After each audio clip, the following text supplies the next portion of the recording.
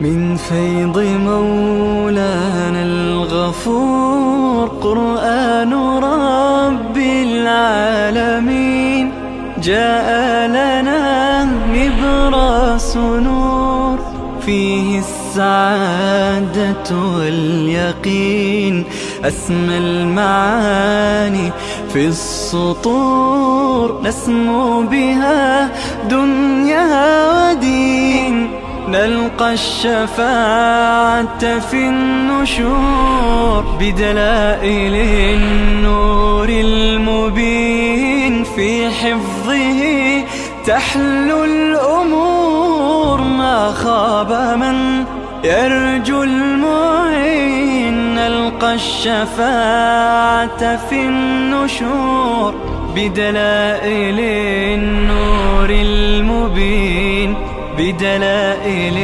النور المبين.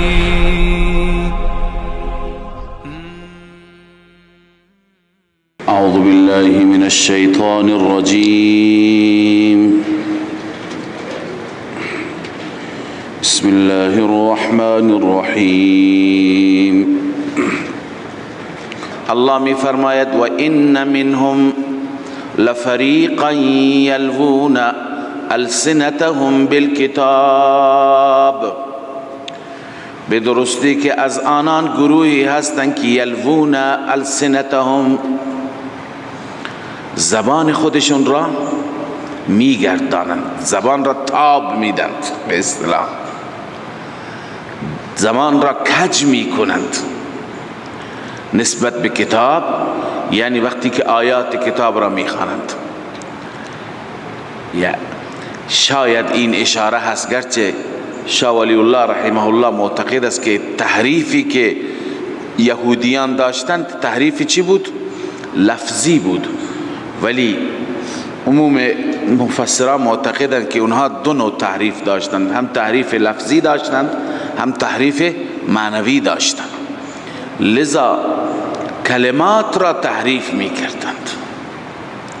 این اشاره به تحریف لفظی هست. لتحسبوه من الكتاب وما هو من الكتاب، تا اینکه شما بپندارید آن را از کتاب، در حالی که وما هو من الكتاب، حقیقتا اون کلمات کتاب نیست. اینقدر اینها جری هستن بر گناه، جری هستن بر تحریف، که کلمات خودشون را، کجزبانی خودشان را به عنوان آیات کتاب خدا جای دادند. اما الله می فرماید و یقولون هو من عند الله، آنها ادعا می کنند، میگویند که اینها از جانب الله است، در حالی که و ما هو من عند الله، نیست آن کتاب، آن کلمات، اون الفاظ جز کتاب الله از جانب الله نیست. و یقولون علی الله الكذب وهم یعلمون، رب العالمین می فرماید آنها بر الله کذب میگویند، دروغ میگویند، در حالی که خودشان هم میدانند و هم یعلمون، میدونن این کلمه مال ماست، این دروغ را ما اضافه کردیم. از خدا نمی ترسن، خوف الله عزوجل نیست. خب اون چه که در انجیل متی که مسیحیان نجران ادعا می کردن که خود حضرت عیسی به ما دستور داده که من را رب بگیرید، چون بحث مسیحیان نجران بود، منو به عنوان معبود فریاد بزنید، از من بخواهید. الله تعالی می فرماید که اون آیات هم از همین قبیل بودند، یعنی آیات را علماء محرف، تحریف کننده از خود درست می کردند و به عیسی علیه السلام نسبت می دادند. و الا الله می فرماید که کجا پیغمبر، اون انسانی که خدا بهش کتاب بده، اون انسانی که خدا بهش نبوت بده، بهش فهم و فراست بده، آیا به مردم میگوید که بیایید مرا پرستش بکنید؟ بعید است، امکان ندارد. خب پس اون چی که در تورات در انجیل است چیه؟ الله می فرماید که اینها را همین نوع علماء دین فروش چی کرده بودند؟ در انجیل اضافه کرده بودند. اینجا عبارت علامه خازن هست که ان نصارى نجران كانوا یقولون، نصارای نجران، مسیحیان نجران که برای مبارزه و برای مناظره خدمت رسول الله صلی الله علیه و سلم آمده بودند، می گفتند که ان عیسی امرهم ان یتخذوه ربا، عیسی ما رو دستور داده که ما عیسی را رب خودمون انتخاب کنیم. فقال تعالی ردا علیهم ما کان لبشر، تفسیر خازن. خداوند این آیه ما کان لبشر را به عنوان رد و پاسخ اونها بیان فرمود. الله می فرماید ما کان لبشر ان یؤتیه الله الكتاب والحکم والنبوة، سزاوار نیست، لایق نیست برای هیچ بشری. بنویسید جواب شبهه افترا بر انبیا. این افترا هست بر پیغمبران، فلان پیغمبر گفته منو عبادت کنید. الله می فرماید سزاوار نیست برای هیچ بشری ان یؤتیه الله الکتاب، اینکه خدا به او کتاب بده، والحکم حکم بهش بده یعنی فهم بده یا قدرت بده، و النبوة و همچنین پیامبری و نبوت برایش بده. بعد از اینکه کتاب خدا در دستش، نبوت هم دارد، حکمی از جانب الله دارد. ثم یقول للناس كونوا عبادا لی من دون الله، سپس بگوید برای مردم که بندگان من باشی بغیر از الله. بیاید این پیغمبر به مردم بگوید بیا مرا پرستش کنو. اونو الله فرستاده که یکتا پرستی را در میان مردم رواج بده، مردم را یکتا پرست بگرداند، موحد بگرداند. او می آید به سوی عبادت خودش دعوت می دهد؟ هرگز نه. برای هیچ بشری این سزاوار نیست، بلکه اون که می آید چگونه دعوت می دهد؟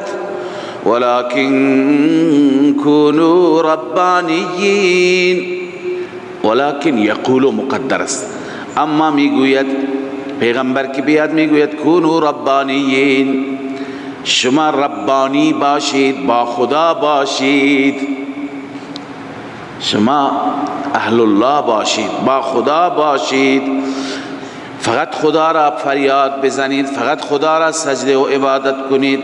بما کنتم تعلمون الكتاب و بما کنتم تدرسون. مقتضی اول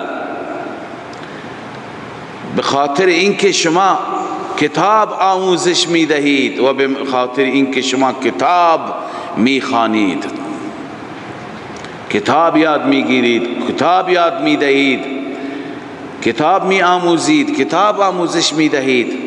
شما بی سواد نیستید، شما جاهل نیستید، شما جنگلی نیستید که هیچی ندونید، شما اهل کتابید، با سواد تحصیل کرده، لذا شما باید یک خدا را بپرستید.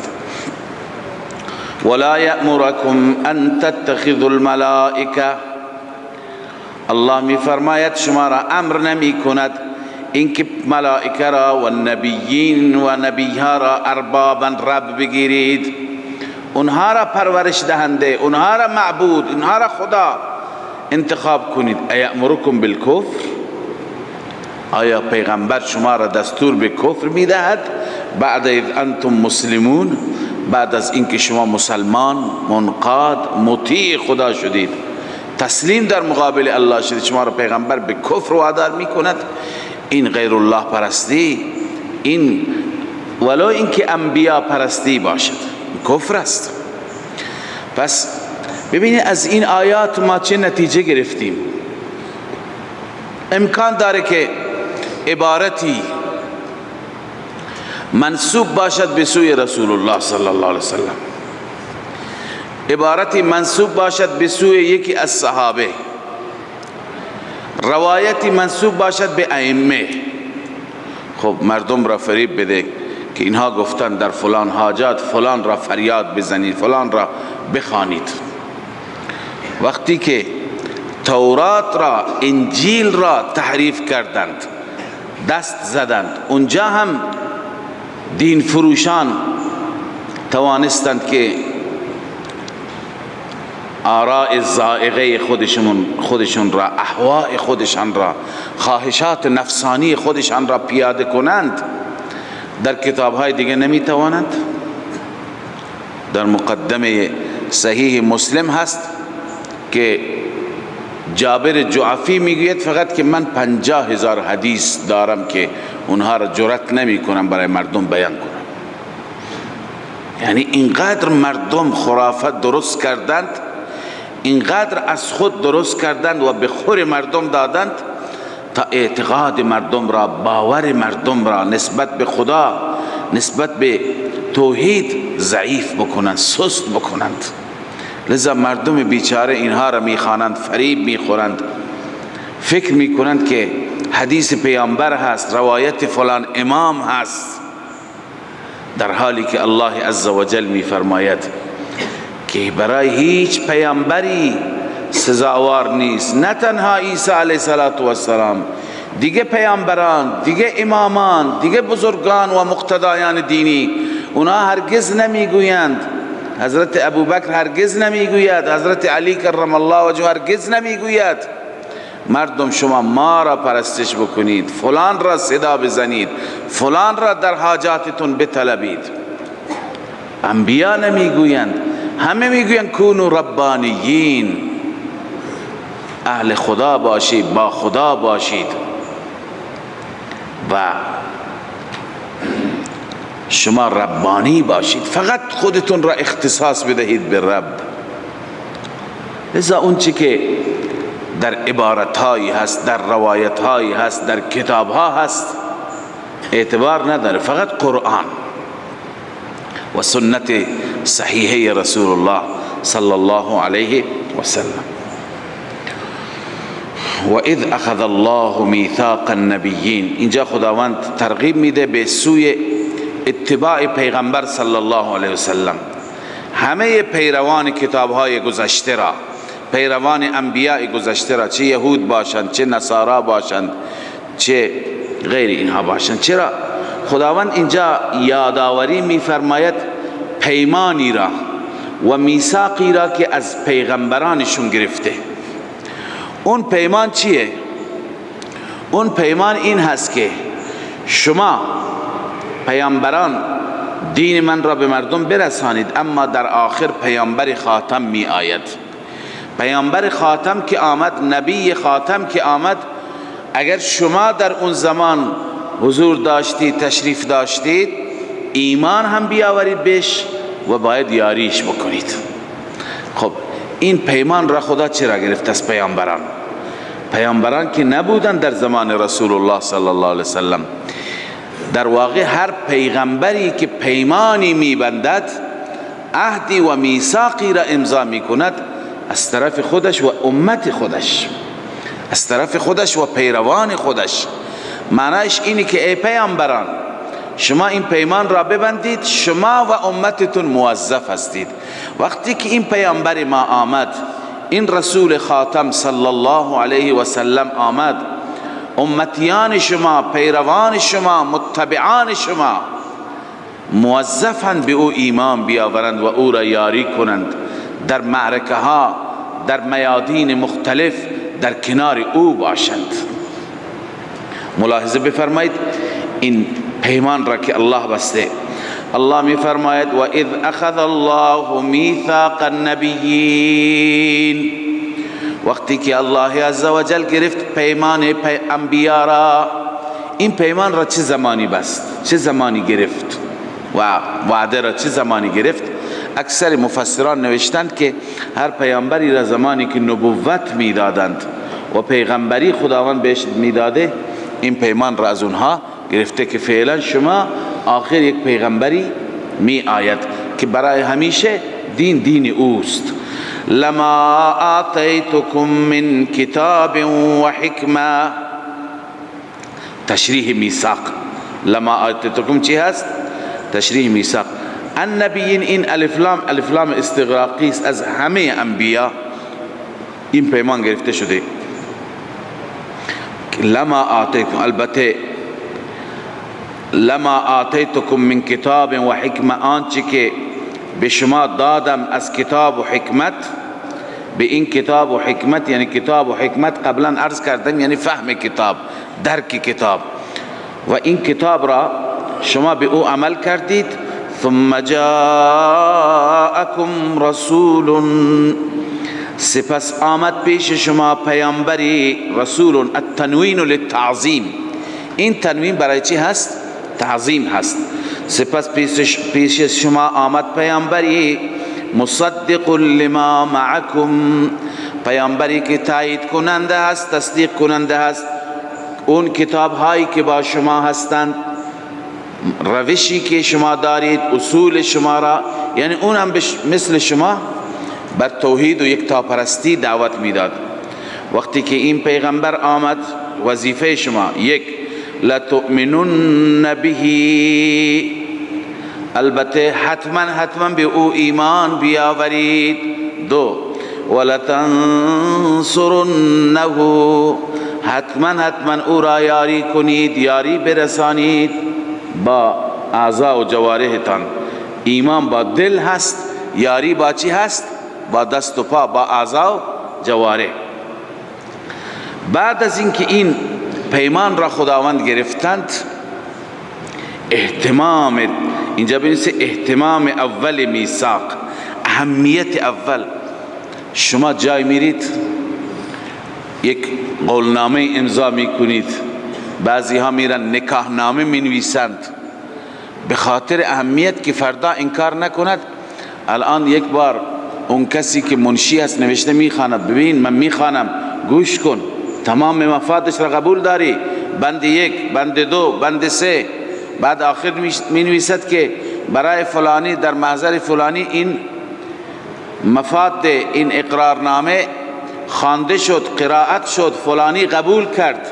بعدا ازش امضا و انگشت میگیرند، تأکید میکنند، کار را پخته میکنند. این پیمان اینقدر اهمیت دارد که خداوند بعد از اینکه پیمان را گرفته از انبیا سوال میکند. قال اقررتم و اخذتم على ذلكم اصری، آیا اقرار کردید و گرفتید بر این اصری؟ اصری یعنی عهدی، اصری یعنی عهد من را گرفتید.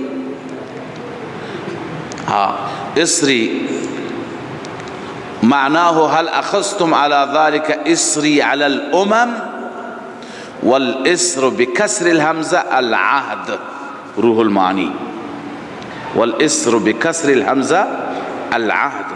آیا عهد من را گرفتید؟ عهد میبندید؟ وعده میکنید؟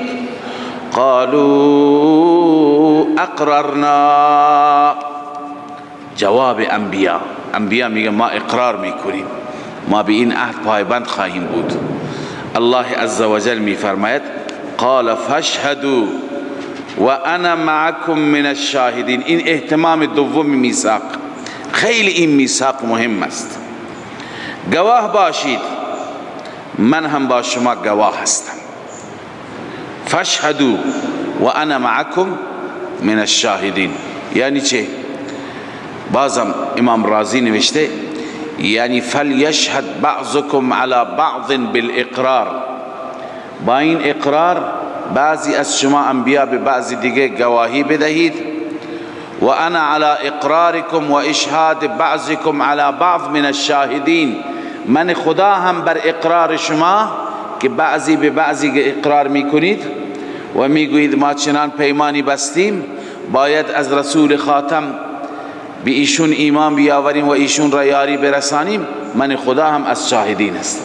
خب عرض کردم انبیا که نبودند، این اقرار، این عهدنامه، این میثاق به خاطر کی بود؟ پیروان اون انبیا. یعنی پیروان موسی وقتی که اینجا بودن باید ایمان بیاورن، پیروان عیسی باید ایمان بیاورند، پیروان داوود ایمان بیاورند، پیروان ابراهیم باید ایمان بیاورند، همه پیروان ها باید ایمان بیاورند. الله می فرماید فمن تولا بعد ذلك فاولئک هم الفاسقون. کسی که پشت بدهد بعد از این میثاق، کسی که تولی بکند، اعراض بکند بعد از این میثاق و پیمان، فاولئک هم الفاسقون، ثمره تولی، این انسان ها خارجون از دین هستند. الفسق الخروج عن الدین. خب من اینجا خدمت شما یک مسئله ای را که بظاهر جز موضوع آیه نیست ولی از آیه میشه استنباط کرد خدمت شما بیان میکنم. جای اون موضوع در سوره کهف است ولی چون اینجا این آیه آمده من خدمتتون عرض میکنم. شما وقتی که سوره کهف را بخوانید، داستان موسی و خضر را میخوانید. موسی و خضر رفتند. خب اولا اختلاف هست که آیا خضر پیغمبر هست یا یکی از اولیاء هست. بیشتر مفسران معتقدند که خضر نبی، خضر پیغمبر است، اما بعضی معتقد هستند به حیات خضر علیه السلام. آیا خضر پیغمبر زنده هست هنوز؟ آیا الیاس پیغمبر زنده هست؟ چون در بعضی کتاب ها نوشته که خضر هنوز زنده هست و الیاس پیغمبر هم هنوز زنده هست. و حتی خرافاتی ها میگویند که اگر شما در دریا با مشکلی مواجه شدید، خضر پیغمبر را فریاد بزنید، ایشون در دریاها تشریف دارند. و اگر در بیابانها و در جنگلها شما با مشکلی مواجه شدید، الیاس پیغمبر را صدا بزنید، ایشون هم تشریف دارند. خب این که اهل خرافه این را میگویند، اهل بدعت و شرک این را میگویند، خب این را علماء ما قبول ندارند. هر جا انسان باید خدای خضر را فریاد بزند، خدای الیاس را بخواند و از او استمداد بطلبد. اما آیا واقعا زنده هستند؟ خب بعضی از مفسرین ما نوشتند زنده هستند. بعضی نوشتند با توجه به این که خضر در چنین جای عجیب زندگی میکرد و بعداً بحث وفاتش هم نیامده و خیلی افراد میگویند که ما خضر را یا در خواب ملاقات کردیم، یا بعضی افراد کسی را دیدن در بیابانی در کنار دریایی لباس سفیدی را گفته من خضر هستم. لذا یا یک نوع تخیلی بوده یا واقعا حالت مکاشفه‌ای بوده، هر چی بوده میگویند که خضر حیات دارد. خواجه خضر چی؟ حیات دارد. اما محققین از مفسران بر این باور هستند که خضر علیه السلام و الیاس علیه السلام درگذشتند، وفات کردند. همه پیغمبران وفات کردند جز سیدنا عیسی علیه السلام که اون وقت وفاتش هر وقتی که برسد ایشون هم وفات میکنند. خب الان در این آیه استدلال ما از کجاست؟ استدلال از اینجاست که اگر خضر و الیاس به عنوان دو تا پیغمبر زنده بوده، خداوند از همه انبیا پیمان گرفته، میثاق گرفته که هرگاهی که پیامبر خاتم آمد وظیفه شما هست به او ایمان بیاورید، او را نصرت بکنید. لتؤمنن به ولتنصرنه، باید یاریش کنید. اگر واقعا این بزرگواران زنده بودند باید این به این وظیفه خودشون عمل میکردن، می آمدند خدمت رسول الله، هم ایمان می آوردند و هم در جنگ های بدر و احد و خندق و احزاب و تمام جنگ ها باید در کنار رسول الله می بودند. این وظیفه هست، این پیمانی هست، بر این پیمان تاکید هم شده. چرا نیامدند؟ ازا معلوم میشه که این گفته و این باور درستی نیست، گفته درستی نیست، این اساسا اشتباه است. از این آیات ما استنباط میگیریم. اما عیسی علیه السلام، شما میگویید عیسی علیه السلام در این دنیا نبودند. عیسی علیه السلام در آسمان ها وقتی که به این دنیا تشریف بیارد در آخر زمان، عیسی علیه السلام به کتاب قرآن عمل می کند، به شریعت محمدیه علی صاحبها الفتحیه عمل می کند، جهاد می کند، یاور دین میشه، ناصر دین میشه. عیسی علیه السلام به وظیفه خودش باید عمل بکند. لتؤمنن به ولتنصرنه. پس چنین چیزی در رابطه با خضر و الیاس که در دنیا هستند، در دریاها و در بیابانها هستند، وجود ندارد، اما بیشتر انشاءالله در سوره کهف. الله می فرماید فمن تولا بعد ذلك فاولئک هم الفاسقون. کسی که تولی و اعراض بکند اینها جزء فاسقان. افغیر دین الله یبغون وله اسلم.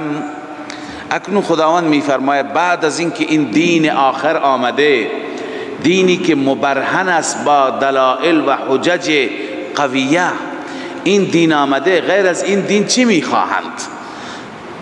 غیر از این دین چی می طلبند؟ در حالی که همه عالم در مقابل الله تسلیم است، همه منقاد است، طوعا و کرها، و خوشی و ناخوشی. چرا اینها تسلیم نمی شوند؟ الله می فرماید افغیر دین الله یبغون. آیا غیر از دین خدا اینها می طلبند؟ وله اسلم من فی السماوات والارض. در حالی که برای اون الله، برای اون ذات تسلیم شده، منقاد شده تمام آنچه که در آسمان ها و زمین هستند، طوعا و کرها.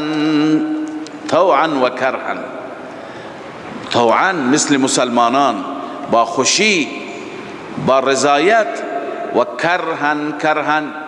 کرها یعنی منقاد هستند، مطیع هستند، طبعا چه بخوان چه نخوان، مثل بقیه خلائق، جمادات، عرض کنم جواهر، نباتات، اشجار، همه، خورشید و ما، همه اینها دستور الله را اطاعت می کنند. و الیه یرجعون، به سوی او فقط برگردانده می شود همه و همه. پس چرا همه منقاد، همه تسلیم، اما یهودیان تسلیم نمی شوند، مسیحیان تسلیم نمی شوند؟ اکنون الله تعالی ترغیب به تسلیم میده و تلقین می کند.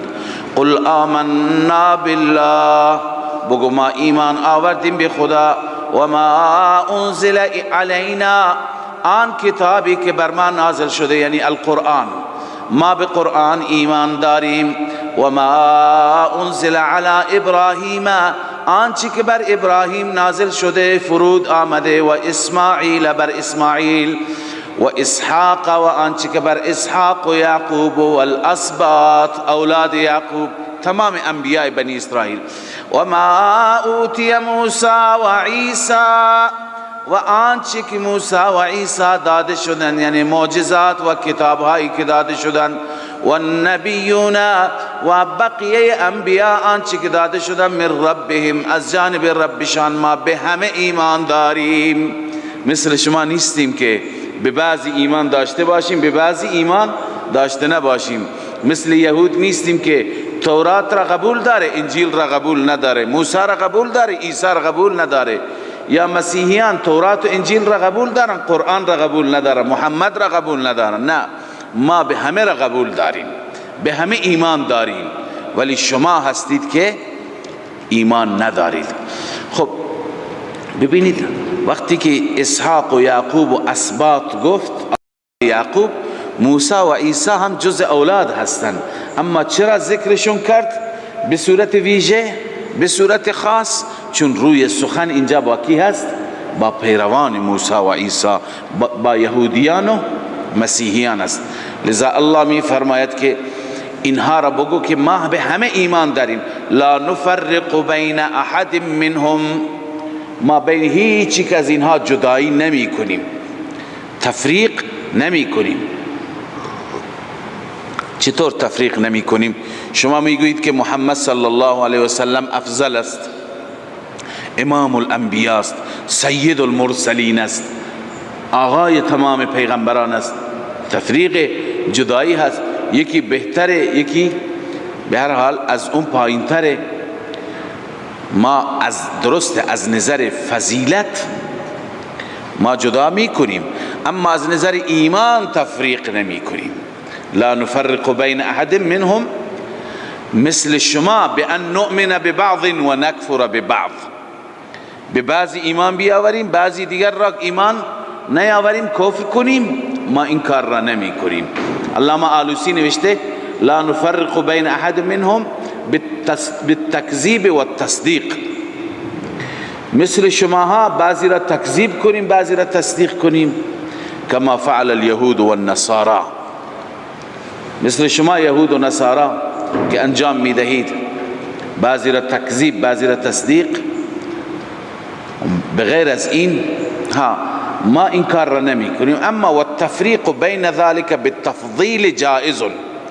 اما مسلمانان اون چه که میکنند بین انبیا فرق قائلن. بچی؟ بالتفضیل.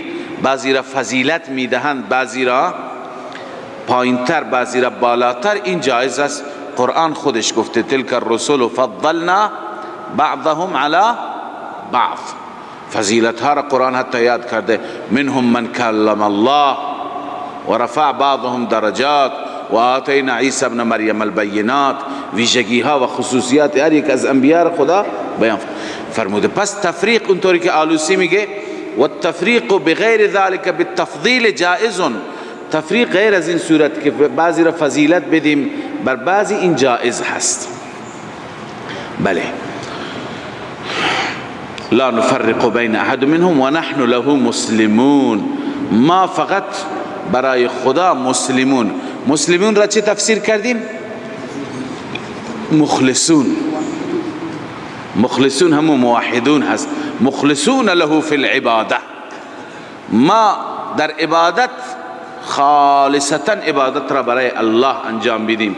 یعنی یک جایی هستیم، مثل شما هر جایی نیستیم، هر کسی را پرستش نمی کنیم. و من یبتغی غیر الاسلام دینا.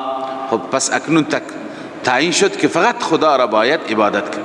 الله می فرماید و من یبتغی غیر الاسلام دینا. هر کسی که بطلبد، بخواهد غیر از اسلام دینی را، فلن یقبل منه، ثمره دنیوی، فلن یقبل منه، در دنیا از او پذیرفته نمیشه. ثمره اخروی و هو فی الاخرة من الخاسرین. این انسان در آخرت از زیانکاران است، ضرر و زیان. کیف یهدی الله قوما کفروا بعد ایمانهم. عناد قوم، ضدیت این قوم را الله یادآوری می فرماید. الله می فرماید این قوم را من چگونه هدایت کنم. کیف یهدی الله قوما، چگونه هدایت می فرماید الله عزوجل قومی را. بنویسیم مراد اهل کتاب. اهل کتاب را چطور انتظار داری هدایت بشن در حالی که کفروا بعد ایمانهم، آنها کفر کردن بعد از ایمانشان. چطور بعد از ایمانشان؟ قبلا بار بار خدمت شما عرض کردم که اینها آمده بودند اینجا که ایمان بیاورند. قبلا در تورات و انجیل خوانده بودند، میگفتن ما به پیغمبر خاتم ایمان میآوریم، او را یاری میکنیم. خب این ایمان هست. بعد از اینکه این پیغمبر خاتم آمد و از نسل اسماعیل شد نه اسرائیل، از این تعصب قومی چیکار کردند؟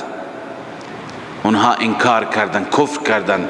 لذا الله می فرماید کفروا بعد ایمانهم و شهدوا، قبل از آن گواهی دادند که ان الرسول حق، رسول حق است، یعنی از جانب الله است. و جاءهم البینات، پیش آنان بینات آمده بود، حجج آمده بود، دلائل آمده بود. اما اینها بعد از این همه دلائل، بعد از اقرار و اعتراف کفر کردند. الان که کفر کردند چگونه خدا هدایتشون بده؟ والله لا یهدی القوم الظالمین. رب العالمین هدایت نمی فرماید این چنین قوم ظالمی را. این چنین قوم اینقدر ظلم، خودت باور داشتی، خودت قبول داشتی، الان به خاطر اینکه از فامیلت نیست، از اسرائیلی ها بنی اسرائیل نیست انکار میکنی. خب این انسان ها جزایشون چیه؟ الله میفرماید اولئک جزاؤهم ان علیهم لعنت الله. ثمره اول ارتداد بنویسید، نتیجه اول ارتداد، کسی که اول ایمان داره بعدن کفر بکند. الله میفرماید اینها جزایشان این هست که ان علیهم لعنت الله، به درستی که بر آنها لعنت الله است، والملائکه لعنت ملائکه هست، والناس اجمعین لعنت همه مردم هست، لعنت مؤمنین هست. ببین شما که اینجا میخوانید لعنت الله والملائکه والناس، دیگه خود به خود لعنت میشن تا قیامت. اینها ملعونند، اینهایی که بر عناد و بر ضد سوار شدند و بر رسول الله صلی الله علیه وسلم، رسول الله را انکار کردند. اول میدونستند تا که در این لعنت میمانند. خالدین فیها، همیشه در آن لعنت هستند.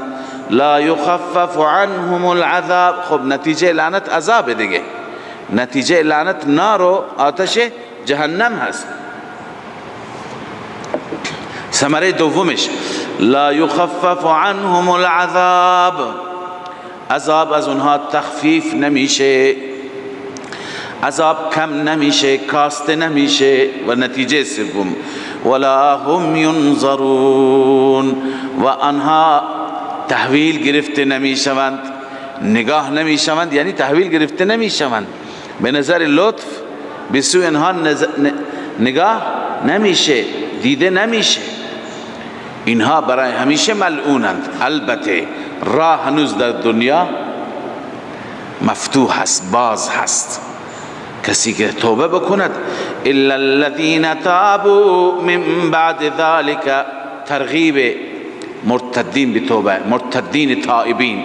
الا الذين تابوا، مگر کسانی که توبه کردند، من بعد ذلك و اصلحوا، بعد از این یعنی بعد از کفرشان، بعد از ارتدادشان توبه کردن و اصلحوا، اصلاح شدن. اصلاح چیه؟ توبه خب برگشتن است، اصلاح جبران مافات. بیایند اقرار بکنن که مردم ما تا به حال به اشتباه بودیم، واقعا این پیغمبر خداست.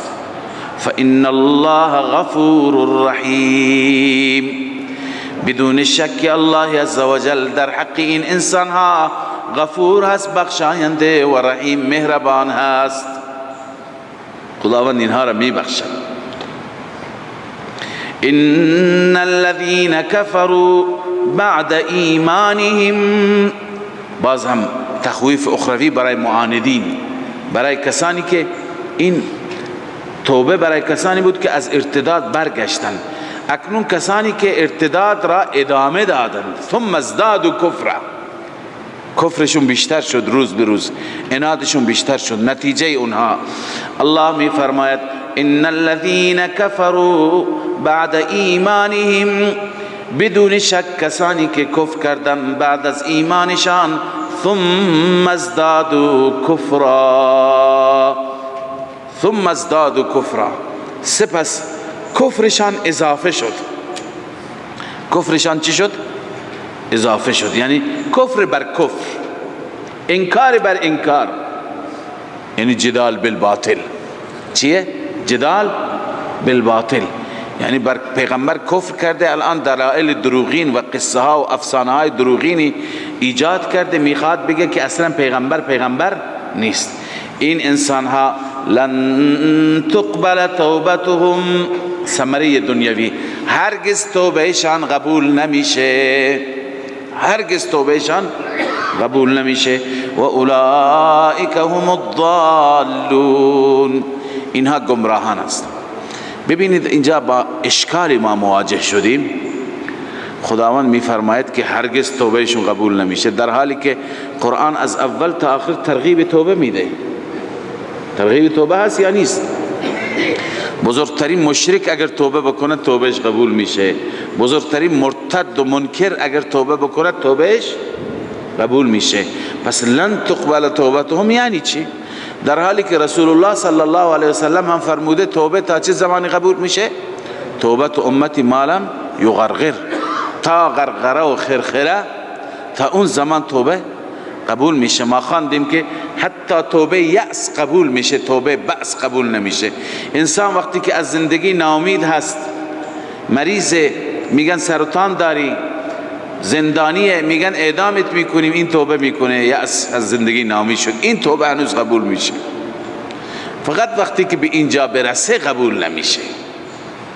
اینا چرا توبهشون قبول نمیشه؟ به این خاطر مفسران بزرگوار اینجا توجیهی نوشتند. من هم اشاره کردم جدال بالباطل یعنی چه؟ یعنی کسانی که جدال بالباطل دارند، یعنی هم مریضیشون لازمی، هم متعدیه، هم خودشون مریضند، هم خودشون گمراهند، هم دیگران را گمراه میکنند، هم ضالند، هم مضل هستند. لن تقبل توبتهم یعنی توفیق توبه نصیبشون نمیشه. نه اینکه اگر بیان توبه بکنن توبهشون قبول نمیشه. یعنی اینها صم بکمن هستن، بل طبع الله علی قلوبهم فهم لا یؤمنون. این معنیش هست. خدا دل را چنان مهری زده که ایمان نمی آورد. لهم قلوب لا يفقهون بها ولهم اعین لا يبصرون بها ولهم آذان لا يسمعون بها اولئک كالانعام بل هم اضل اولئک هم الغافلون. به این معنی هست که لن تقبل توبتهم یعنی هرگز توفیق توبه نمیشه که پذیرفته بشه. به این معنی نیست که واقعا اگر آمد و افتاد و خدایا بس غلط کردم خدا قبول نکنه. نه خیر، خدای عزوجل میگه که لا تقنطوا من رحمت الله، بار بار میگه توبوا الی الله جمیعا. پس این لن تقبل توبتهم اگر میخواهیم با تمام قرآن تطبیق داشته باشه باید معنیش کنیم چی؟ توفیق توبهشون نمیشه. و اولئک هم الضالون، این انسان ها گمراهانند، اینها گمراهانند. خب اما یک توبه دیگری هست که قبول نمیشه، اون توبه آخرت هست. اونجا چون جای توبه نیست، جای توبه دنیا هست، اونجا نه توبه قبول میشه نه چیزی دیگر. الله می فرماید ان الذين كفروا وماتوا وهم كفار، بدون شک کسانی که کفر کردند و مردند و هم کفار، آنها در حالی که کفار یعنی مرگشون در حالت چی شد؟ کفر. خب الان آمده به میدان محشر به بارگاه الله، میدونه که داره به جهنم میره، میخواد فدیه بده، میخواد رشوه بده. بالفرض، این بالفرض و المحال است. اونجا که ارسونم کرشی هم ندارد، اما اگر داشته باشد الله میفرماید به اندازه پری زمین طلا داشته باشد. فلن يقبل من احدهم ملء الارض ذهبا، هرگز هرگز قبول نمیشه از هیچ کسی آنها، از احدی از آنها، ملء الارض ذهبا به اندازه پری زمین طلا قبول نمیشه. ولو افتدا به، گرچه آنها را فدیه بده. اولئک لهم عذاب علیم، این انسان ها، این افراد، این گروه برایشان عذاب دردناک است. و ما لهم من ناصرین، نفی شفاعت قهری، هیچ یاوری، هیچ ناصری ندارن. برای آنها هیچ ناصری وجود، اینها در دنیا افتخار میکردن که ما چی داریم؟ ما شفیع داریم، هؤلاء شفعاؤنا عند الله، سفارش ما میکنن. خدا میفرماید اونجا ناصری و شفیع برایشون وجود ندارد. و آخر دعوانا الحمد لله رب العالمين. من فيض مولانا الغفور قرآن رب العالمين، جاء لنا نبراس نور فيه السعادة واليقين.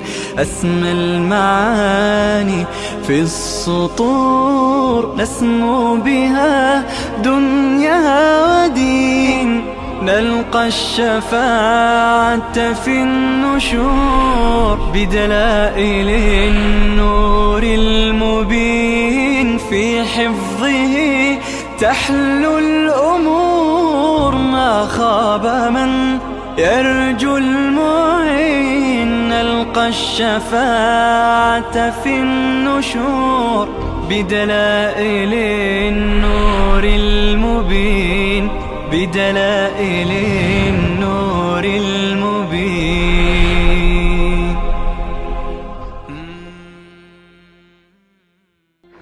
من فيض مولانا الغفور، قرآن رب العالمين، جاء لنا نبراس نور، فيه السعادة واليقين.